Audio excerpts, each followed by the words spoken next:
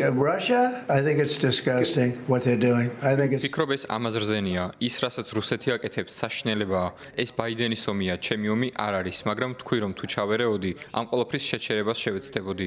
თუმცა რასაც რუსეთი აკეთებს ძალიან სამწუხაროა. ბევრი რუსი იღუპება, უფრო მეტად რუსები იხოცებიან, უკრაინელებიც. თქვენ იცით რომ ამერიკის შეერთებული შტატები ამ ომში ჩართული არაა, არც უნდა იყოს. სხვათა შორის ნატოსთან შეთანხმება დავდე, რომლის მიხედვითაც ნატო გადაგვიხდის ყველაფრისთვის, რასაც უკრაინას გაუგზავნით. საბრძოლო მასალას, რაკეტებს და ასე შემდეგ. ჩვენ არაფერს ვიხდით ამ ომში, მაგრამ ერთს გეტყვით, ეს ომი უნდა შეწყდეს. ეს სამარცხინოა. აქამდე 5000 ჯარისკაცს კარგავდნენ, ახლა კი ყოველკვირეულად 7000 უკრაინელი და რუსი ჯარისკაცი იხოცება. მსხვერპლია ქალაქებსა და დაბებშიც, რადგან პუტინი მათ რაკეტებით უტევს. ეს სამარცხინოა. And they're also losing people now in the towns and cities because Putin's hitting them with rockets. No, I think it's disgraceful. Yeah, we have about 8,000. Yeah, we're going to put დაახლოებით 8 დღე გვაქვს და დიახ, სანქციებს დავაწესებთ.